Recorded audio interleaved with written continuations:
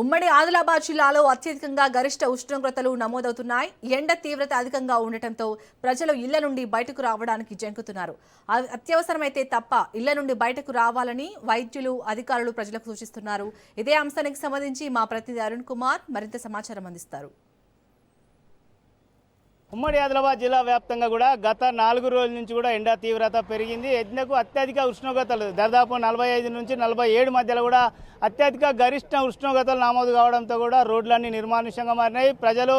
జనాలు ఇళ్ల నుంచి బయటికి రావడానికి కూడా జంకుతున్నటువంటి పరిస్థితి. మనం మంచిర్యాల జిల్లా ఏదైతే కొమరంభీం ఆసిఫాబాద్ జిల్లాకు సంబంధించి ఆసిఫాబాద్ జిల్లా కేంద్రంలో ఇక్కడ మనం చూడొచ్చు. రోడ్లన్నీ కూడా నిర్మానుష్యంగా మారి ఒకరు కూడా రోడ్లపై కనబడేటువంటి పరిస్థితి లేకుండా పోయింది. ఉదయం 8 గంటలకే బాణుడు తన ప్రతాపాన్ని చూపించడంతో కూడా ఇళ్ల నుండి బయటికి రావడానికైతే ప్రజలు జంకుతున్నటువంటి పరిస్థితి. ముఖ్యంగా కూడా ఉమ్మడి ఆదిలాబాద్ జిల్లాకు సంబంధించి నిర్మల్, ఆసిఫాబాద్, ఆదిలాబాద్తో పాటు ఏదైతే ఆసిఫాబాద్ మంచిర్యాల జిల్లాలో కూడా దీని ప్రభావం అధికంగా ఉన్నది. ఏదైతే వర్షం కురిసిన నేపథ్యంలో కూడా మొత్తం కూడా ఉక్కపోతతో కూడా జనాలు అయితే ఇప్పుడైతే తీవ్ర ఇబ్బంది పడుతూ ఉన్నారు. మధ్యాహ్నం కూడా 12 నుంచి 4 గంటల మధ్య కూడా అత్యధికంగా కూడా ఏదైతే వడగాల్పులు వీసి కూడా జనాలు ఇబ్బందులు ఎదుర్కొంటున్నటువంటి పరిస్థితి. ముఖ్యంగా కూడా ఉదయం 8 గంటల నుంచి 9 గంటల మధ్యలో కూడా ఇళ్ల నుంచి బయటకు వచ్చి కూడా ఏమైనా పనులు ఉంటే చూసుకొని కూడా ఏదైతే మళ్ళీ ఇళ్లకు వెళ్తున్నటువంటి పరిస్థితి మొత్తం కూడా కొనసాగుతుంది. దీనికి సంబంధించి మనతో మాట్లాడడానికి కొమరంభీం ఆసిఫాబాద్ జిల్లా కేంద్రంలో కొంతమంది స్థానికులు ఉన్నారు. వాళ్ళని అడిగి తెలుసుకుంటాం ఎండ తీవ్రతకు సంబంధించి కూడా.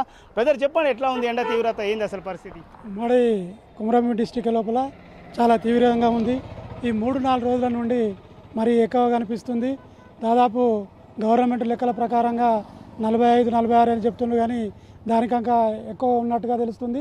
కాకపోతే తెలంగాణ లోపల రోజుకు చనిపోవడం కూడా జరుగుతుంది. కొంచెం తక్కువ ముఖం పడ్డ తర్వాతనే బయటికి వెళ్ళాలని చెప్పేసి విజ్ఞప్తి చేస్తున్నాం. మీరు చెప్పండి, ఎట్లా ఉంది? ఇప్పుడైతే మన రాష్ట్రంలో చాలా చాలా చాలా చాలా వేడిగా ఉన్నది. 45 డిగ్రీలు 44 డిగ్రీలు అని చెప్పేసి అధికారికంగా చెప్తున్నారు. కాకపోతే ఇది ఆల్రెడీ మా లెక్క ప్రకారం అయితే 48-50 వరకు చేరుతున్నది. వృద్ధులు చాలా చాలా చాలా వేడి తాపికి తట్టుకోలేక చాలా మరణాలు కూడా జరుగుతున్నాయి. ఏ కాలమైనా ఇక్కడ కొంత అతిగానే చూపిస్తుంది. చలికాలమైనా, వర్షాకాలమైనా, అది వేసవి కాలమైనా. ముఖ్యంగా ఈ సంవత్సరం అయితే గతాన్ని మనం పోల్చుకున్నట్టయితే విపరీతమైన ఎండలు, తట్టుకోలేని ఎండలు. ముఖ్యంగా మాది గిరిజన ప్రాంతము, అంత ఆర్థికంగా ఉన్నవాళ్ళు ఎవరు తక్కువ. అలాంటి వాళ్ళకు ఏసీ లాంటివి ఉండవు, కూలర్లే మాకు ఎక్కువ. ఇలాంటి ప్రాంతంలో ఈ ఎండలను భరించడం అన్నది అది మానవ సాధ్యమైనట్టుగా లేదు ఈ పరిస్థితి. అయితే మేము చూసుకుంటూ వస్తున్నాం వేసవిలో ఏ రకంగా ఉంటాయి అన్నది. కానీ ఈ సంవత్సరం అంత వేడి ఏ సంవత్సరం మేము చూడలేదు. దీన్ని తట్టుకోవడానికి అయితే మాలాంటి వృద్ధులు కావచ్చు, చిన్నపిల్లలు కావచ్చు, అస్సలు వీలవుతలేదు మాకు.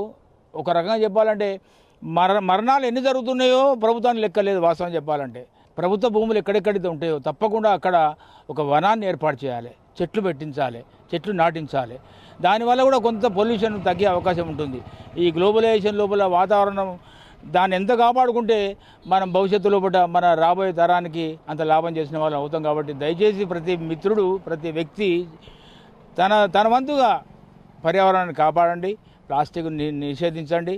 ప్రభుత్వం కూడా దీని మీద కఠినమైన నిర్ణయాలు తీసుకొని మనిషికి తగినట్టుగా ప్రయత్నం చేయాలని ప్రభుత్వాన్ని నేను మనస్ఫూర్తిగా కోరుతున్నాం. ఈ ఎండ వేడికి ఎంతమంది చనిపోతుండ్రో అది లెక్కలోకి వస్తలేదు, గవర్నమెంట్ లెక్కలోకి వస్తలేదు, లోకల్లో కూడా ఎవరి లెక్కలోకి వస్తలేదు. ఇదేంటంటే ఆటో స్ట్రోక్ కాదు, ఒక హెల్త్ పరంగా బీమారయ్యి కాదు. ఒకటి ఏంటంటే అది హీటు భరించలేక కూడా స్ట్రోకులు వస్తున్నాయి. అది ఎవరు గ్రహిస్తలేరు. అది గవర్నమెంట్ వాళ్ళకు కూడా తెలుస్తలేదు, ఇంట్లో వాళ్ళకు కూడా తెలుస్తలేదు. చల్లని పానీయాలు తాకుంటూ, అవసరమైతే కొబ్బరి నీళ్ళు తాకుంటూ, బయటకు వెళ్ళనీయకుండా అత్యవసరమైతేనే. ఈరోజు నేను కూడా అత్యవసర పని మీదనే నేను బయటకు వచ్చినాను.